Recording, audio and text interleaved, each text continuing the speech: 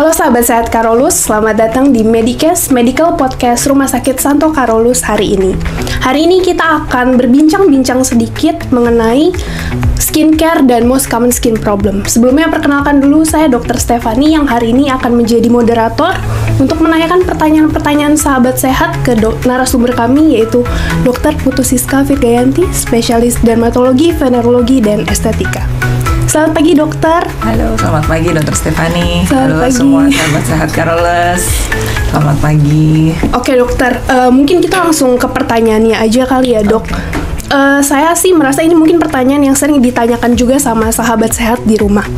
Pertama-tama dok, seberapa penting sih dok kita untuk mengetahui tipe kulit kita? Apakah yang oily, apakah yang kering, atau yang combination skin? Oke, terima kasih atas pertanyaan Dr. Stefani. Jadi sebetulnya seberapa penting sih kita perlu mengetahui tipe kulit kita? Itu penting sih karena itu akan menentukan produk skincare apa yang akan kita gunakan. Karena tidak semua produk skincare itu dibuat sesuai dengan kebutuhan kulit semua orang gitu ya. Jadi kita harus mengetahui kita sensitif, kulitnya kering, berminyak atau berjerawat gitu. Jadi ada tuh metode-metodenya. Jadi kalau kita ngerasa kalau kulit kita gampang merah, kok kulit kita gampang gatel, nah biasanya ini termasuk dalam tipe kulit yang kering sensitif. Atau misalnya kulitnya gampang berjerawat, minyaknya kok sering ya kayak berminyak harus perlu gitu. Harus pakai kertas minyak kadang-kadang. Nah berarti emang tipe kulitnya yang berminyak. Tapi ada juga yang tipe kulit yang kombinasi. Jadi yang di daerah T biasanya lebih berminyak, sedangkan di daerah yang pipi dia lebih kering. Itu jadi dia tipe kombinasi. Ada tipe kulit yang normal aja, dia nggak terlalu berminyak, dia juga nggak terlalu kering gitu ya. Jadi normal-normal aja, sehingga kita harus paham dulu nih tipe kulit saya nih apa gitu. Setelah itu baru kita lihat kandungan bahan aktifnya apa, sesuai nggak dengan tipe kulit kita. Gitu sih. Oke, lanjut ke skincare mungkin ya dok. Sebenarnya kita kan sekarang banyak banget yang diomongin dengan basic skincare. Nah basic skincare itu sebenarnya menyesuaikan dengan tipe kulit nggak sih dok? Dan pemilihan si basic skincare ini tuh sesuai tipe kulit masing-masing, ada khusus-khususnya atau enggak? Oke, jadi sebenarnya tuh yang perlu dipahami dulu apa itu basic skincare. Basic skincare itu merupakan suatu bentuk perawatan kulit yang mendasar yang dibutuhkan oleh kulit kita. Seperti kita ketahui, kulit itu merupakan organ paling besar di tubuh kita.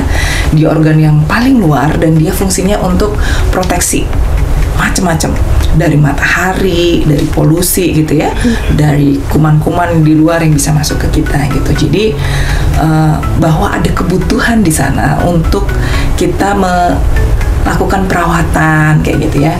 Nah salah satunya yang orang kadang suka takut, enggak, saya nggak mau pakai apa-apa, takutnya ketergantungan gitu.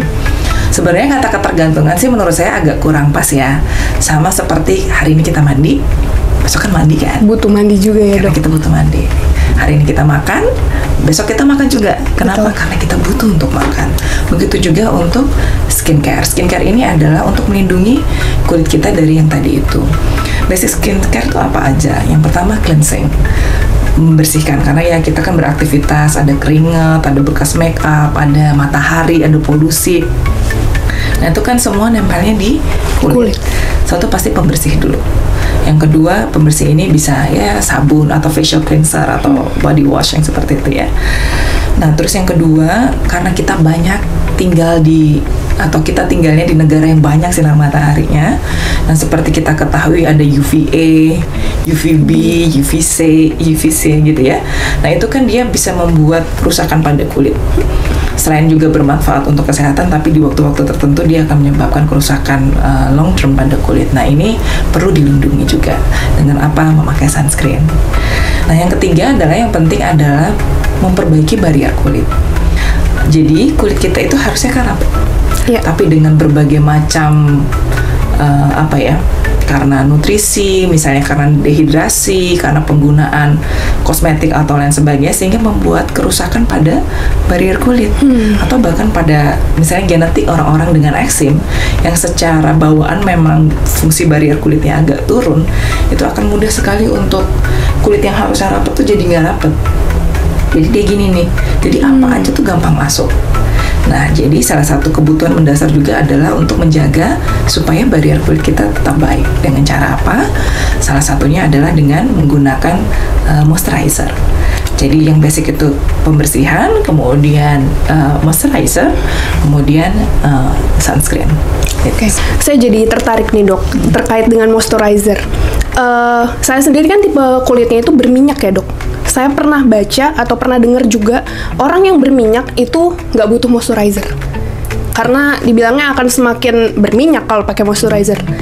Itu gimana sih dok? Kan karena tadi dokter bilang barrier kulit itu penting, salah satunya dengan pelembab. Yeah. Apakah orang berminyak juga perlu pelembab atau enggak? Itu mungkin. Jadi sebetulnya gini, apa sih yang terjadi ketika orang berjerawat gitu ya? Kalau kita lihat baca bukunya gitu ya, ada 4 hal kenapa orang itu bisa berjerawat. Yang pertama itu ada namanya hiperproliferasi dari keratinosit. Yang kedua ada peradangan, ada kuman, ada hormonal. Nah, yang hiperproliferasi ini adalah kulitnya tuh jadi nggak terlalu baik. Dia membelah, kemudian dia menebal gitu. Nah, ini tuh bisa diperbaiki dengan memperbaiki barrier kulit ya gitu. Okay. Jadi yang perlu dipilih adalah tipe pelembab seperti apa yang sebaiknya digunakan. Itu sih. Tipe pelembab tuh ada macam-macam. Ada yang tipenya emollient. Jadi kalau misalnya kita lihat di kemasan moisturizer itu ada tulisan ceramide, squalane. Nah, itu dia masuk yang tipe emollient. Dia mengisi celah keratinosit itu, celah antar sel kulit. Nah, mungkin itu yang bisa dipakai. Karena ada juga yang tipenya humectant, dia narik air dari udara, atau yang oklusif. Oklusif itu misalnya yang kayak seperti petroleum jelly. Jadi dia untuk kulit, dia menghambat transepidermal water loss namanya, atau penguapan lewat kulit ya, penguapan air lewat kulit, sehingga air tetap di sini, tapi karena dia oil, nah, jadi gampang sekali untuk nutup. Jadi harus nggak pakai pelembab pada pasien dengan berjerawat, iya, tetapi pilihan tipe pelembabnya adalah sebaiknya yang emollient, kemudian vehiculumnya atau dasarnya jangan yang krim mungkin ya. Jadi lebih ke yang tipe yang moisturizer yang gel atau yang base-nya mostly watery. Yang lebih ringan untuk dipakai ya dok. Tapi jangan yang base kayak petrolatum, itu tuh akan membuat lebih gampang untuk terjadi sumbatan. Gitu sih. Oke. Masih terkait skincare ya dok ya mungkin. Saya sekarang jadi mau ngomongin sunscreen. Sekarang kan banyak banget dok tipe sunscreen. Bahkan kita kenal dengan yang physical atau chemical sunscreen. Dan kebanyakan yang dijual di luar sana menggongkannya adalah SPF 50 ya dok. PA++ sekarang. Sebenarnya sunscreen itu tuh harus SPF 50 nggak sih dokter untuk kita pakai sehari-hari? Jadi sebenarnya sih kalau tergantung sih. Di Indonesia sendiri SPF 30 ke atas itu dianggap memadai. Yang penting reapply-nya, dan tergantung juga aktivitas kita apa. Jadi rekomendasinya adalah satu, gunakan SPF atau sunscreen itu di atas 30 ke atas gitu ya. Entah mau 45, entah mau 50 itu bisa gitu. SPF itu digunakan atau sunscreen ini digunakan 30 menit, 15 sampai 30 menit sebelum kita keluar beraktivitas. Okay. Nah, tapi kalau kita keluarnya berenang gitu, ya di apply-nya bisa 1/2 jam. Oke. Karena sunscreen itu dia akan terurai atau terdegradasi atau menurun fungsinya ketika berada di matahari langsung atau misalkan di air seperti itu. Kalau kita regular aja, kantor-kantoran gitu, dengan SPF yang 50 itu mungkin reply-nya bisa lebih jarang, 4 jam. Bahkan ada penelitian juga di Thailand yang kalau kita di kantor nggak ngapa-ngapain nih, cuma yang tertutup kayak gini, dia bisa 6-8 jam masih oke gitu. Jadi tergantung dari aktivitas kita apa sebetulnya gitu. Tapi di atas 30 itu dianggap sudah memadai. Oke, berarti sebenarnya nggak perlu sampai 50 pun nggak masalah ya dokter? Nggak apa-apa, yang penting reapply-nya. Oke. Gitu, dan pastikan bahwa kualitas sunscreen-nya memang baik ya. Jadi karena sunscreen itu juga punya kualitasnya masing-masing gitu. Memang bahan-bahan yang zinc oxide atau titanium dioxide memang lebih bisa bertahan lebih lama, kemudian dia juga lebih aman sebetulnya digunakan untuk jangka panjang gitu. Oke. Kalau berarti kalau aktivitas indoor gitu sebenarnya harusnya kita seharusnya ya dok kita ngomong pakai sunscreen juga ya dok? Ya, tetap bahwa karena dari lampu-lampu ini juga ada pancaran sinar UV-nya. Kemudian kayak kita di ruangan kita sekarang gedung-gedung tinggi itu kan, walaupun dalam ruangan tapi kaca semua tuh. Iya, benar-benar. Nah, itu bisa juga tetap harus menggunakan sunscreen supaya pantulan sinar UV-nya tidak merusak kulit gitu. Memang kalau sunscreen ini atau kerusakan akibat sinar matahari ini memang nggak jangka pendek ya. Dia terus jangka panjang sampai ya efeknya tuh baru kelihatan sekitar 20-30 tahun lagi gitu. Jadi baru kelihatan kok kulit saya banyak dotnya ya dok, hitam-hitamnya gitu, wrinkle-nya juga lebih kasar, lebih dalam. Nah itu biasanya karena penuaan yang lebih cepat karena matahari gitu. Nah, jadi tertarik nih dok tentang flek karena banyak banget ibu-ibu di luar sana yang mungkin keluhannya adalah flek-flek hitam di wajah. Entah itu karena sering keluar olahraga atau ke pasar kan ya kalau ibu-ibu. Nah itu sebenarnya flek hitam itu saya pernah baca juga dokter ada kejadian laser tapi ternyata fleknya semakin banyak. Nah itu jadi sebenarnya apakah flek hitam itu boleh di laser atau enggak? Dan kalau nggak di laser, bisa nggak sih flek hitam itu cuma hilang dengan skincare saja yang kita beli di toko-toko lah? Kan banyak tuh yang klaim menghilangkan flek. Itu bisa nggak sih dok sebenarnya? Jadi sebenarnya flek atau bahasa kedokterannya itu melasma ya. Sampai saat ini faktor pastinya itu penyebab pastinya kita nggak terlalu tahu yang mana nih. Ada berbagai macam hipotesis, mulai dari genetik, matahari, hormonal gitu. Jadi sampai saat ini flek atau melasma masih menjadi tantangan buat dunia dermatologi sendiri gitu ya. Kalau kita ngelihat guideline dari melasma gitu atau flek ini, yang paling utama tuh sebenarnya adalah penggunaan krim. Penggunaan krim secara rutin, secara teratur gitu, itu yang menjadi utama. Peeling, laser, microneedling, suntik asam tranexamat atau yang lainnya itu lebih ke ajuvan atau tambahan terapi gitu ya. Tapi tetap guideline-nya bahwa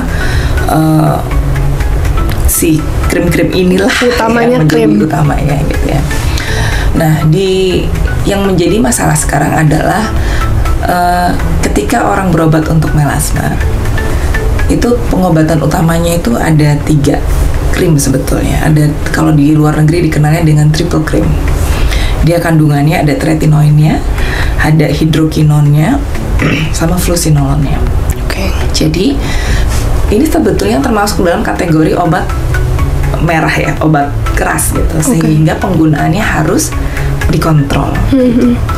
Orang kan takut, saya ada hidrokinonnya saya nggak mau pakai, gitu. Ada steroidnya saya nggak mau pakai. Sebenarnya nggak seperti itu, bahwa ketika kita menggunakannya dengan cara terkontrol, ada batasan waktu, ada indikasi lah ya, gitu ya. Kapan harus dipakai, kapan harus di stop, itu sebetulnya aman untuk digunakan gitu. Jadi yang terjadi di masyarakat kita saat ini yang banyak adalah mereka beli tanpa ada yang mengontrol. Nah ini yang menyebabkan efek samping dari hidrokinon, steroidnya itu jadi muncul gitu. Nah sebetulnya untuk melasma sendiri, kalau untuk produk-produk skincare yang dijual bebas itu saat ini belum terbukti efektif untuk mengobati yang melasma. Memang melasma membutuhkan terapi lebih ke medik gitu ya, lebih ke obat-obatan yang saya sebutkan tadi. Lebih ke racikan lah ya dok, karena harus obat kombinasi tersebut gitu. Selain ya sunscreen dan teman-temannya, atau juga ada yang kalau yang diminum gimana dok gitu. Ada beberapa penelitian tentang astaxanthin gitu ya, itu membantu atau membantu untuk memperbaiki atau mempercepat kulitnya untuk menjadi cerah. Tetapi kalau sendiri itu nggak bisa, tetap harus butuh triple cream, tetap butuh sunscreen gitu. Nah untuk tadi pertanyaannya laser ya, yang laser dok, saat ini laser memang menjadi ya primadona gitu ya, banyak banget untuk banyak terapi dermatologi gitu. Cuma kesininya memang ada beberapa laporan kasus di mana kok setelah di laser awalnya baik, tapi nanti melasmanya jadi rebound gitu. Jadi makin banyak melasmanya. Jadi sebenarnya laser itu mempunyai power yang bisa diatur. kita juga harus tahu nih sebagai konsumen, laser untuk flek tuh apa aja ya gitu, karena laser itu punya fungsinya masing-masing, dan laser itu punya tipe kulit yang cerah atau tipe kulit yang gelap, itu tipe lasernya juga bisa berbeda gitu. Jadi kita harus hati-hati dalam memilih laser apa yang akan kita pakai. Nah, yang sering menjadi kenapa sering rebound adalah ketika laser itu menggunakan power yang terlalu besar. Jadi laser itu kan pakai cahaya ya. Iya dok. Cahaya itu akan menyebabkan peradangan, ada cahaya, ada panas di situ. Nah, itu akan menyebabkan inflamasi. Nah, inflamasi karena cahaya, karena panas yang berlebihan, itu akan mengaktifkan melanin kita lagi, sel pigmen lagi. Jadi yang dulunya udah mau tidur, jadi bangun lagi gitu. Nah, jadi apa yang sebaiknya dipilih adalah penggunaan laser tapi fluence-nya atau powernya juga yang kecil aja gitu, nggak usah yang mulai dari yang kecil. Jadi jangan langsung besar gitu, pengen cepet-cepet 3 hari main. Nah, itu enggak gitu sih. Jadi sekarang banyak juga penelitian-penelitian tentang melasma atau flek dengan menggunakan microneedling seperti itu ya. Itu dianggap lebih aman saat ini karena dia tidak menggunakan panas.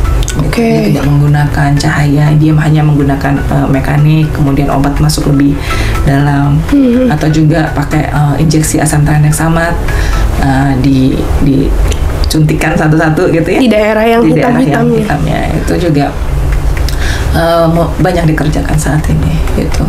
Secara overall untuk terapi melasma kita sudah banyak pilihan, cuma memang karena ini sifatnya sangat individu ya, jadi terapi satu orang bagus nih belum tentu ketika diulang ke orang lain hasilnya juga tetap sama gitu sih. Jadi bisa sangat bervariasi gitu. Tadi selain melasma mungkin yang aging tuh keriput ya dok ya, yang kita bilang deposit lah. Dari mudanya nggak pakai skincare biasanya tuanya keriputnya lebih kelihatan. Nah, itu keriput-keriput itu sebetulnya apakah bisa diperbaiki, atau sekarang kan banyak nih dok yang digonggongkan retinol. Retinol itu dibilang menghilangkan keriput. Ya, jadi gini, ketika kita nggak pernah pakai sunscreen dari muda gitu ya, extrinsic aging namanya. Jadi penuaan karena faktor dari luar. Salah satunya yang paling sering adalah matahari, itu adalah menyebabkan wrinkle atau keriput yang lebih dalam, lebih kasar gitu. Itu bisa nggak sih diperbaikin? Bisa. Gitu, penggunaannya adalah dengan salah satunya adalah retinoid tadi. Retinoid topikal sampai saat ini adalah yang sangat terbukti untuk meningkatkan kolagen. Gitu, tapi memang nggak bisa cepet ya. Seminggu pakai retinoid langsung gitu, cerah gitu. Enggak sih. Jadi kita tuh ada beberapa tingkatan dari retinoid topikal.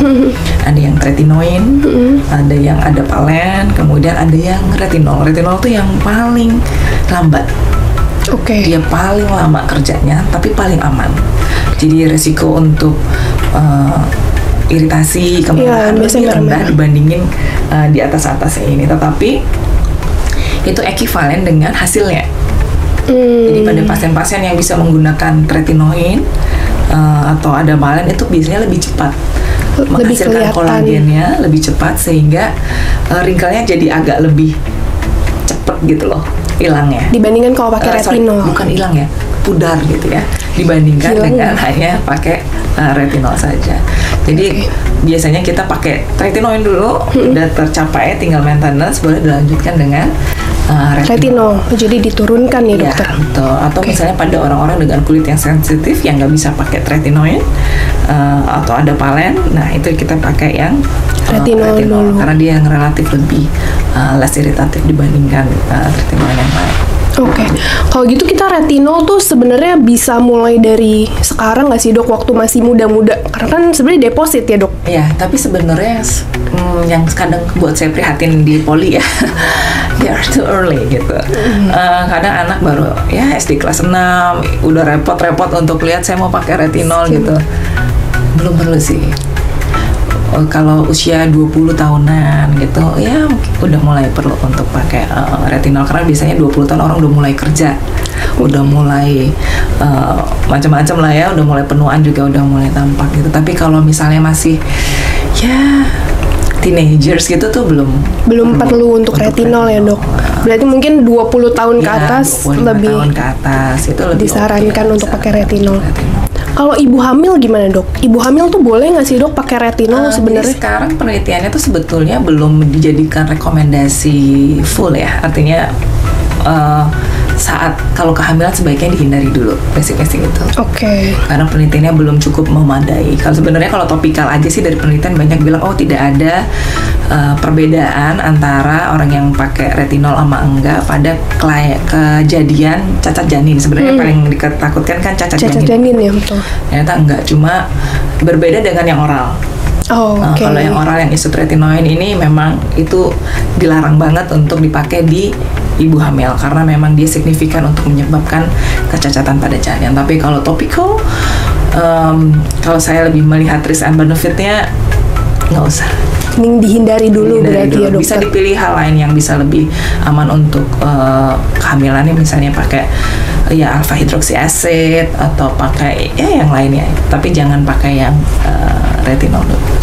Oke, tadi kan dokter sempat singgung juga nih, ternyata di luar sana banyak anak-anak bahkan ya dok mulai concern dengan skincare. Sebetulnya ada nggak sih dok usia yang kita bilang tepat lah, mulai untuk bisa pakai skincare, minimum sunscreen misalkan dokter. Sekarang banyak anak-anak mulai, ibu-ibunya beli sunscreen untuk anak-anak. Nah itu sebenarnya mulai usia berapa dan ada tips nggak untuk memilihnya dokter? Sebenarnya rekomendasinya adalah ketika usia di atas 6 bulan sudah boleh memakai sunscreen.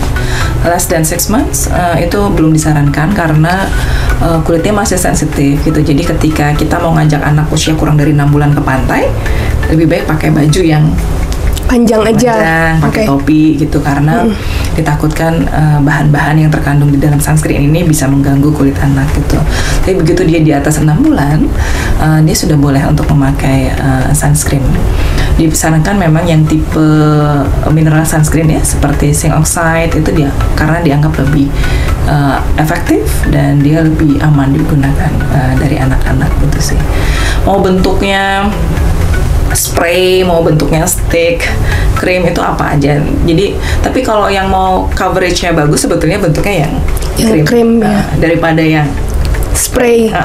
Karena yang spray orang suka salah persepsi kali ya. Kalau udah anggap spray itu rasanya kayak udah aja. Sebenarnya pakai spray itu juga tetap harus dioles-oles lagi ya dok. Karena kan dia supaya coveragenya bagus ya, melindunginya bagus. Jadi nggak bisa kalau spray sunscreen cuma gitu, nggak pasti pindah-pindahnya gitu. Oke, nah mungkin segitu dulu ya teman-teman untuk pertanyaan kita hari ini. Terima kasih banyak Dokter Putu Siska untuk luangkan waktu untuk menjawab pertanyaan dari sahabat-sahabat sehat mungkin yang sering di Google selama ini. Mungkin buat sahabat sehat, kedepannya bisa lebih memilah lagi nih, mana sih yang sebenarnya betul dan mana yang sebenarnya overclaim, mana yang aman untuk digunakan dan mana yang sebenarnya tidak aman untuk digunakan atau nggak disarankan lah kita bilang. Jangan lupa kita juga harus menjaga berarti ya dok ya kulit dari sejak awal, sejak dini sebisa mungkin. Ada baiknya kalau misalkan memang sahabat sehat mau memeriksakan kesehatan kulit, bisa datang juga ke Rumah Sakit Santo Carolus untuk memeriksakan kesehatan kulit teman-teman semua. Sekian untuk Medicast kita pada hari ini. Sampai jumpa di Medicast berikutnya. Dadah!